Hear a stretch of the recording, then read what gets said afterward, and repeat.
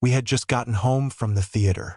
It wasn't a special night or anything, just one of those rare evenings when the schedule cleared and we decided to catch a movie together like old times. We saw some romantic drama she had been dying to watch, and I'll admit I was barely paying attention. I was too busy watching her, smiling during the emotional scenes, tearing up at the ending. I missed that side of her. For the past several months, she'd seemed distant, cold even. But that night, she was glowing again. As the credits rolled and we sat in the dim parking lot, I felt a sliver of hope. Maybe this was the turning point. Maybe things could feel normal again. But then, right there in the car, as casually as if she were asking about dinner, she turned to me and said, "This Friday, I plan to sleep with someone else." I thought I misheard her. I laughed a little nervously, thinking it was some strange, dark joke, but she didn't smile. Her eyes stayed fixed on mine, unwavering. She repeated it slower this time, and I remember feeling my heart fall. Not like in the movies where it's dramatic and you start crying. No, it was quiet, ice cold, like something had cracked inside me. I didn't scream. I didn't beg. I just sat there stunned while she explained, like a news reporter, emotionless, that she had met someone, a coworker. It wasn't serious, she said, just something she felt she needed to explore before she turned 40. A phase, she added. She didn't ask how I felt. She didn't even seem interested in whether I would stay or leave. It was like she had already made peace with whatever consequence would follow, as if my reaction didn't matter anymore. And the worst part? I still drove her home like an idiot. That night I didn't sleep. I lay there staring at the ceiling while she dozed off next to me like she hadn't just detonated a bomb inside my chest. My mind ran wild. Who was he? Had they already done something? Was I just the backup plan? The safe house she returned to when things got too real? By morning, I had made a decision. No, I wasn't going to explode. I wasn't going to call her names or toss her stuff onto the lawn like some scene from daytime TV. I was going to do what I do best. Observe, plan, and survive. I started documenting everything. Her late nights, her phone behavior, even the way she began dressing differently when she thought I wasn't noticing. It all started to line up. Every piece of the puzzle fell into place. And then the text came. It was Wednesday morning when I saw it flash across her screen. "Can't wait for Friday. I want you more every second." It wasn't from a name I recognized. Just an initial, T. No emojis, no cutesy language, just raw intention. She hadn't even bothered to hide the notification settings. And that's when I knew. She didn't care if I found out. In fact, part of me thinks she wanted me to. But what she didn't know was that I had already set my own plan in motion.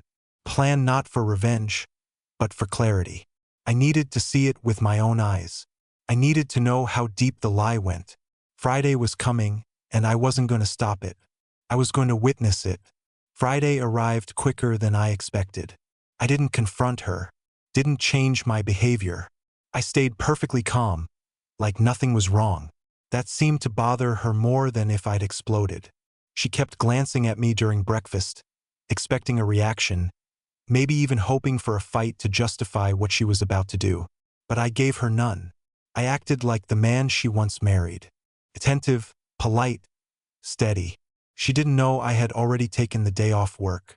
She left around 6 p.m., claiming she was meeting a friend for dinner. No mention of the friend's name, of course. Just, "You don't know her. From college, right?" She wore a red dress I hadn't seen in years. Tight, short, low cut. It used to be her anniversary dress, the one she'd worn on our 10th. I had told her back then that it made her look like the only woman in the world. She'd smiled and kissed me like that meant something. Now she was wearing it for someone else. The second she left, I followed. Not closely. No need to rush. I already knew where she was going. She had made a restaurant reservation earlier in the week under her work email, and I happened to be logged into our shared home computer the night she forgot to log out. Rookie mistake. The place was upscale, dim lighting, live jazz, tables set far enough apart for whispers to feel private. I arrived first, paid the maitre d' generously to let me sit at the bar, low-key, unbothered, and from there I waited.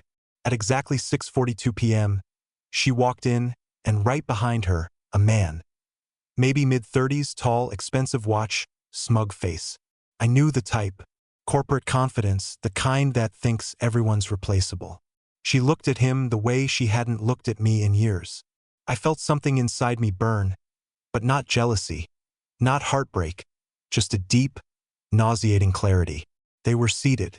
She laughed at everything he said.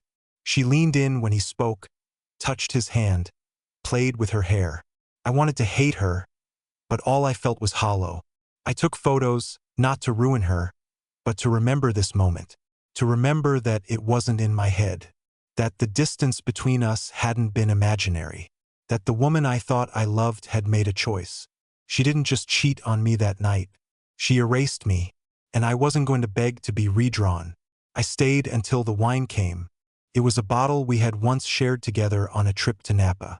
She used to say it reminded her of our honeymoon.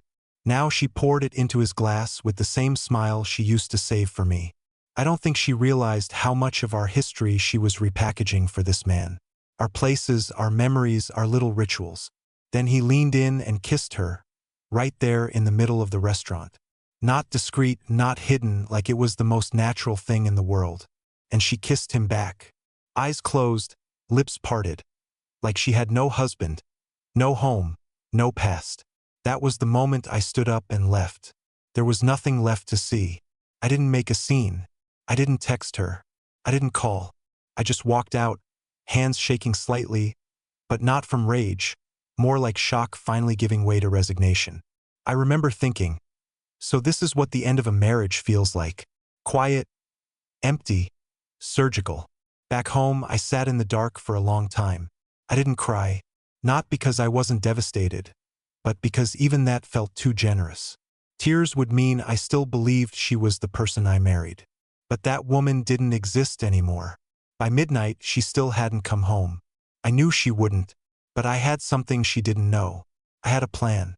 She walked through the door around 2:10 a.m. He didn't come in with her, obviously. She was humming like a woman who just had the night of her life. She even kicked off her heels and muttered something about how amazing the restaurant was, how she hadn't laughed that hard in years. I stayed in bed, pretending to be asleep. I heard the sound of her putting her phone on the charger, brushing her teeth, humming some tune she probably danced to at his place afterward. Then silence. A few minutes later, I heard her open the closet, and that's when I knew she'd finally noticed. 3 of my suitcases were gone. So was my passport, my work laptop, and the small fireproof safe that I had kept beneath the dresser for years. The one she never asked about, probably assuming it was just where I kept old tax records or car titles. In it were printed copies of our shared financial records, the deeds, the trust documents, and most importantly, the prenup she signed before we got married that she likely forgot even existed. I had taken it all that night, packed up quietly after leaving the restaurant. I stayed at a hotel across town. She probably thought I was just sleeping soundly in bed, none the wiser. But the truth was, her affair wasn't a betrayal anymore.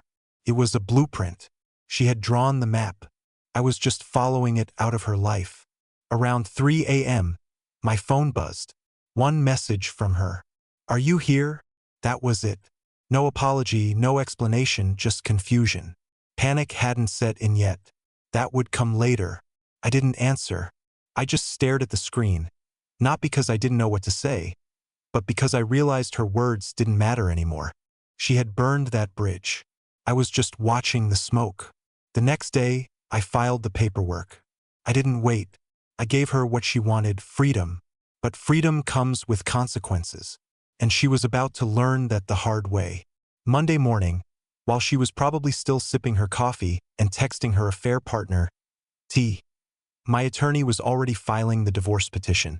It wasn't just a standard filing. I had gone to one of the most ruthless family lawyers in the state, a man with a reputation for never losing a case when betrayal was involved.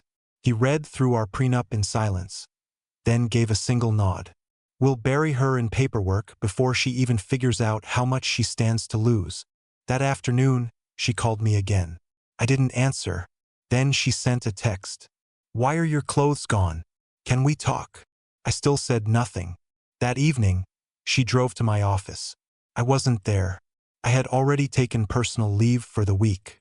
According to my coworker, she stood outside the building for half an hour, pacing.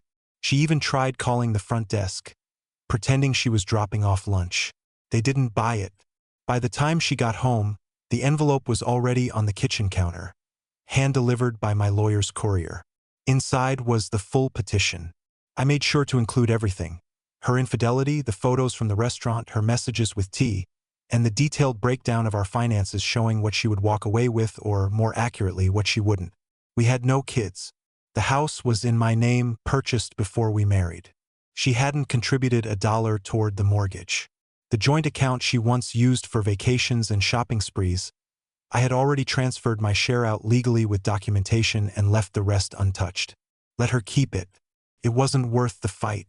She finally called me that night, her voice shaking. "What is this? You're divorcing me?" I stayed calm. "Yes. But we haven't even talked."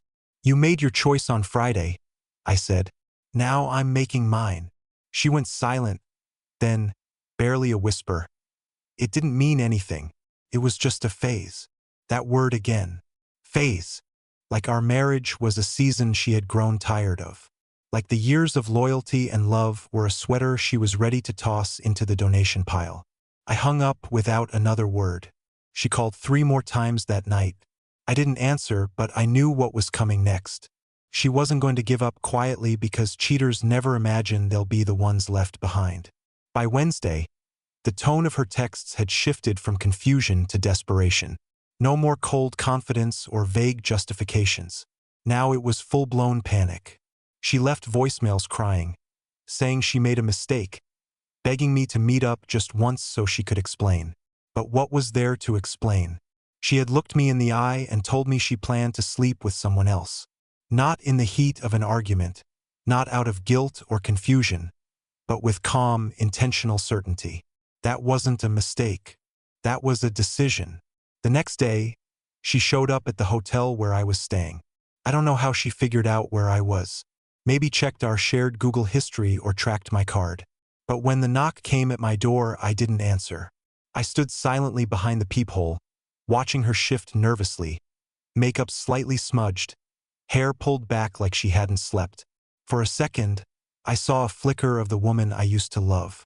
Then I remembered the red dress, the kiss, the text, the smug smile she gave that man while I sat not 10 feet away. She stayed there for a few minutes, knocked again, whispered, "Please," but eventually she left. The next day, I got a call from her best friend, Lori. We hadn't spoken in months, but she sounded nervous, even apologetic. She told me she had no idea what was going on until recently, that my wife had started acting strangely, skipping out on girls' nights, hiding her phone. Lori confessed that when she finally pressed her about it, my wife laughed and said, "Let's just say I'm exploring a different kind of growth." Lori hadn't found it funny. Then she said something that chilled me. She told me this guy promised her everything: money, travel, freedom. She said he was going to leave his wife for her. But last night she called Lori sobbing. He blocked her, said he never meant any of it. So there it was. The affair partner, T, had used her. Whether it was for fun, fantasy, or a power trip, I'll never know. But the moment she became inconvenient, he vanished. And now she was left with nothing. No man, no marriage, no backup plan. That weekend, I met with my lawyer again. We went over the final terms. She had no legal claim to the house, no spousal support because of the prenup, and our accounts had been cleanly separated. She might try to fight it, sure, but she had no leverage. When she realized this, the tone of her messages changed again. Suddenly, I was cruel. I was punishing her. She said she didn't deserve this, that I was throwing everything away over one mistake. But that's the thing cheaters never grasp. They set the fire.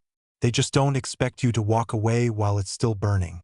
I had done my best to keep things clean, civil, and quiet. I didn't smear her name, didn't rage post online, didn't tell her family or our friends the graphic truth. I thought I could spare her some dignity, even if she hadn't offered me any. But that illusion shattered the moment she walked into my workplace. It was a Tuesday. I had just returned to the office after a week off, hoping to quietly move forward. I told HR only the basics, going through a separation, nothing more. I didn't want the pity. I didn't need sympathy. I just needed normal. And then I heard raised voices in the lobby. She marched in, full of fury, ignoring the receptionist who tried to intercept her. Her eyes were wild, makeup smeared, clearly sleep-deprived. She had a folder in one hand, her phone in the other, and a rehearsed speech she clearly thought would win her something back. But all it did was expose how far gone she really was. "I'm his wife," she yelled. "He won't answer my calls. He won't talk to me. He's trying to destroy me." By the time security approached, my manager was already by my side. I walked out into the hallway and met her eyes for the first time in 2 weeks. It didn't feel triumphant. It didn't feel sad. It just felt final. I told her calmly, "You need to leave. This isn't the place." She snapped. "You don't get to just disappear from my life. You don't get to erase me like this." "Actually," I said, "I do. That's what you did to me when you chose him." The entire office was watching, silent. She looked around and realized it. Realized she had just imploded in front of my coworkers, my boss, probably people who would now whisper about her for weeks. Her hand trembled as she held up the folder. "This is all I have left," she said. Just look, please." I didn't take it. I didn't need to. I already knew what was inside. Old photos, letters, maybe printed screenshots of apologies. Things meant to make me remember a version of her that no longer existed. But I had already grieved that version of her. She was gone. That story was over. Security gently escorted her out. She didn't resist. Later that night, I finally opened the email she sent right after the incident. It was long, chaotic, swinging between blaming me and begging me. The last line stuck with me. "I thought you'd fight for me. I thought you'd at least try." But that was the problem. I did fight. For years, I fought to hold us together while she drifted further away. I tried to reach her, to remind her of who we used to be. But she was too busy planning her Friday nights with another man. Now I was finally fighting for me, and I was winning. The divorce was finalized 3 weeks later. No drawn-out court battle, no dramatic last-minute pleas. Just signatures, silence, and closure. She didn't show up to the final meeting. Her attorney did. That told me everything. There was nothing left to fight for. And even she knew it. Walking out of that office, I didn't feel bitter. I didn't feel broken. I felt light, like I'd finally stopped dragging around something that had been rotting for years. For the first time in what felt like forever, I drove home without a knot in my stomach. No more guessing. No more waiting up for texts that never came. Just peace. That evening, I did something simple. I took myself to dinner alone. A small place by the lake where no one knew me. I ordered my favorite dish, sat by the window, and watched the sunset across the water. It was quiet, calm. No drama. No lies, just the clinking of glasses and soft music in the background. Halfway through my meal, a woman sitting a few tables away smiled at me. Not in a flirty way, just kind. I smiled back, and that small exchange hit me harder than I expected. It reminded me that life wasn't over. That healing didn't have to be dramatic. Sometimes it begins with silence, with stillness, with knowing you made it through the storm without losing yourself. In the following months, I rebuilt. I started running again, took a short solo trip to Arizona, hiked through red rock canyons, and stood in the wind, finally feeling like I was in control of my own breath. I reconnected with old friends, opened up more than I ever had before, and bit by bit, the past stopped haunting me. Eventually, I met someone not in some movie-perfect way. She wasn't the one at first glance. She was just real, patient, honest. We talked for hours on a bench in the park the first time we met. No games, no masks, just two people trying to do better this time. I never told her everything at first. I didn't need to. All she knew was that I had been through something hard and that I was learning how to be whole again. And she respected that. Looking back now, I don't regret anything, not even the pain, because it taught me to stop begging people to stay, to recognize when someone doesn't see your worth anymore, and to walk away before you forget it yourself. My wife once told me she planned to sleep with someone else on a Friday night. That same Friday night, without realizing it, she set me free.